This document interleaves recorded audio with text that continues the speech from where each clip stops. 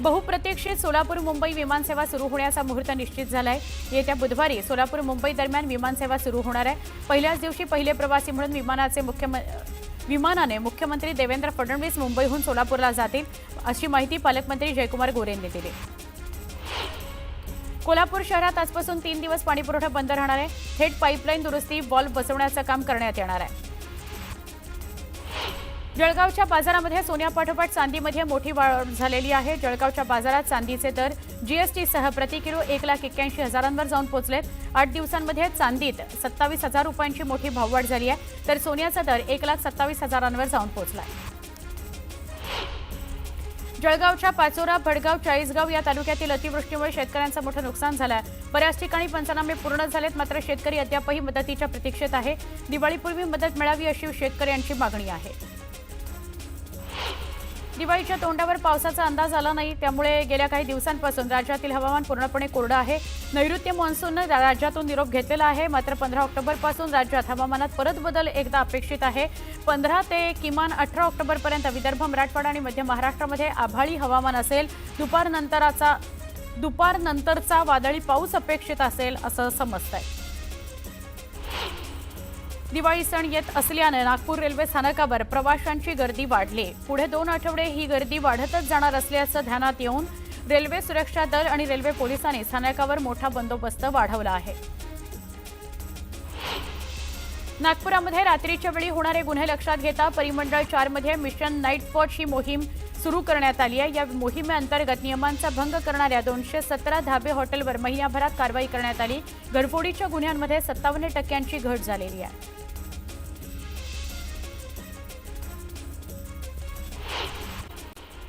गोंदियात शिक्षक आणि शिक्षण अधिसंमेलनामध्ये शालेय शिक्षण राज्यमंत्री पंकज भोयर यांनी शिक्षण क्षेत्रामध्ये उत्कृष्ट कामगिरी करणाऱ्या व्यक्तींचा सत्कार केला।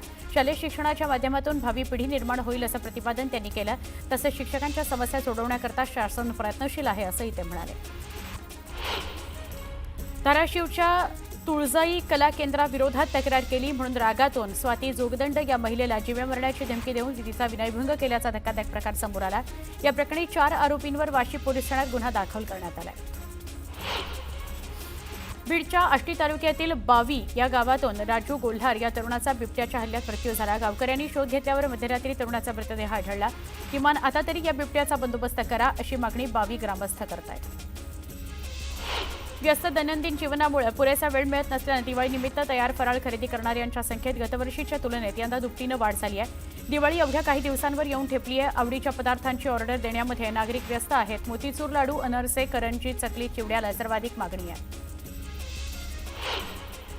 मान्सूननं एक्झिट घेतल्यानंतर मुंबईतील ऑक्टोबर हीटच्या झळा सुरू झालेल्या आहेत। कमाल तापमान 35 अंशांच्या जवळपास पोहोचू लागलंय।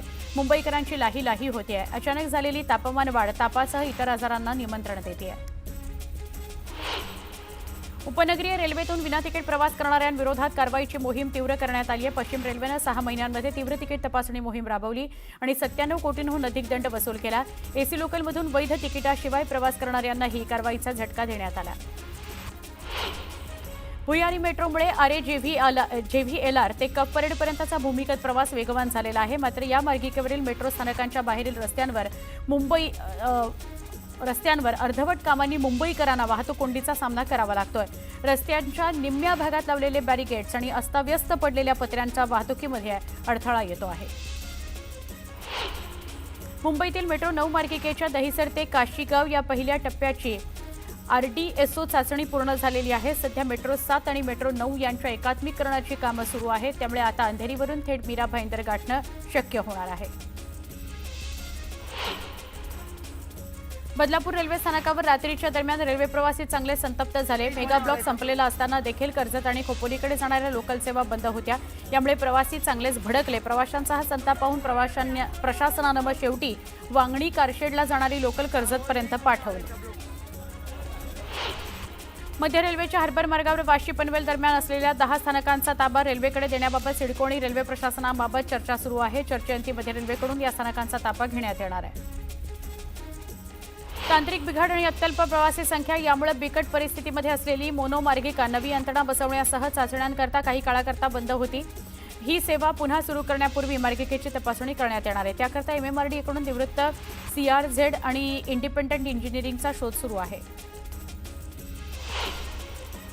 नवी मुंबई आंतरराष्ट्रीय विमानतळाच्या उद्घाटनानंतर लवकरच वॉटर टॅक्सी सेवा प्रवाशांकरता खुली होणार आहे. दक्षिण मुंबईतून विमानतळापर्यंत जलमार्ग जोडण्याकरता रेडिओ क्लब जेट्टी प्रकल्पाच्या कामाला वेग आलाय. सध्या या प्रकल्पाचं सुमारे 24% काम पूर्ण झालेलं आहे. मे 2026 पर्यंत संपूर्ण जेट्टी आणि टर्मिनल सुविधा कार्यान्वित होण्याची अपेक्षा आहे. राज्य मार्ग परिवहन महामंडळानं दिवाळीच्या अगोदर आवडेल तिथं प्रवास योजनेच्या पासमध्ये कपात करून प्रवाशांना खुशखबर दिलेली आहे. ही कपात 7 ऑक्टोबरपर्यंतच्या मध्यरात्रीपासून लागू केली गेली आहे. यामध्ये 20 ते 25% कपात केल्याचं अधिकाऱ्यांनी सांगितलं. मुंबई विद्यापीठाच्या हिवाळी सत्रातील 14 ऑक्टोबर ते 6 नोव्हेंबर 2025 या कालावधीमध्ये होणाऱ्या परीक्षा पुढे ढकलण्यात आल्या. त्याचं परिपत्रक समाज माध्यमामध्ये प्रसिद्ध झालं.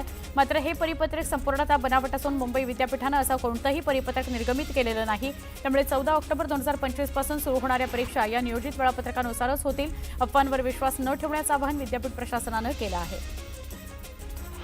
शाळांमध्ये डिजिटल पारदर्शकता आणण्याकरता केंद्र सरकारने एक मोठं पाऊल उचललं आहे. केंद्र सरकारने सगळ्या राज्य आणि केंद्रशासित प्रदेशांमधील शाळांना एक पत्रक जारी केलं आहे. या पत्रात शिक्षण मंत्रालयानं NCERT, CBSE, KVS आणि NVS सारख्या सगळ्या शैक्षणिक संस्थांना फी भरण्याकरता डिजिटल पेमेंट पद्धती विशेषतः UPI स्वीकारण्याचं आवाहन केलं आहे.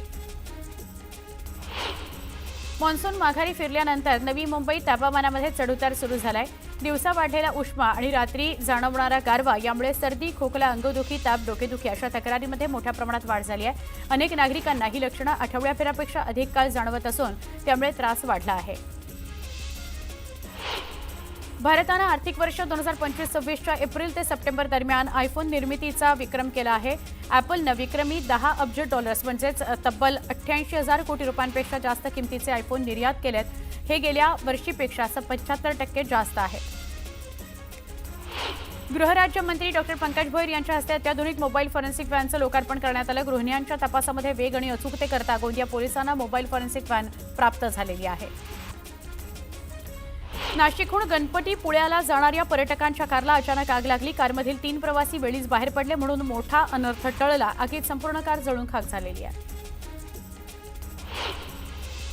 सांगली जिल्ह्यातील मिरजेमध्ये पोलिसांनी नशा करून दहशत माजवणाऱ्या आणि महिला पोलिसाशी उद्धट बोलणाऱ्या गुंडांची धिंड काढली. मिरजेतील स्टेशन परिसरामध्ये धुडगूस घालणाऱ्या या नशेबाजांना पोलिसांनी अद्दल घडवली.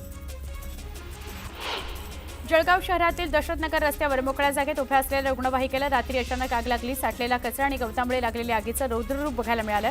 अग्निशमन दलाला आगीवर नियंत्रण मिळवण्यात यश आलं. सुदैवानं यात कुठलीही जीवितहानी झालेली नाही. ठाणे महानगरपालिकेच्या गलथान कारभाराचा जाब विचारण्याकरता शिवसेना आणि मनसेचा संयुक्त मोर्चा निघणार आहे. या मोर्चाला ठाणेकरांनी मोठ्या संख्येनं उपस्थित राहावं असं आवाहन करण्यात येत आहे. बिहार विधानसभा निवडणुकीकरता NDAमध्ये अखेर जागा वाटपावर शिक्कामोर्तब झालं. भाजप आणि जनता दल प्रत्येकी 101 जागांवर उमेदवार उभे करतील. तर चिराग पासवान यांच्या लोक जनशक्ती पार्टीला 29 जागा देण्यात आलेल्या आहेत. आगामी स्थानिक स्वराज्य संस्था निवडणुकीच्या पार्श्वभूमीवर भाजपची आज अमरावती आणि नागपुरात विभागीय बैठक होते. मुख्यमंत्री देवेंद्र फडणवीस, प्रदेशाध्यक्ष रवींद्र चव्हाण, महसूल मंत्री चंद्रशेखर बावनकुळे, संघटन मंत्री शिवप्रकाश यांची ही बैठक असणार आहे.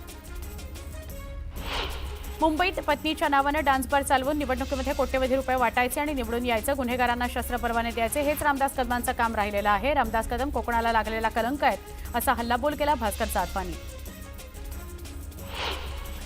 15 ऑक्टोबर रोजी धाराशिवमध्ये जिल्हा नियोजन समितीच्या बैठकीचं आयोजन करण्यात आलं. महायुतीतील कुरघोडीच्या राजकारणामुळे जिल्हा नियोजन समितीच्या निधीला स्थगिती देण्यात आली. या स्थगितीवरून राज्यात मोठं राजकारण रंगलं.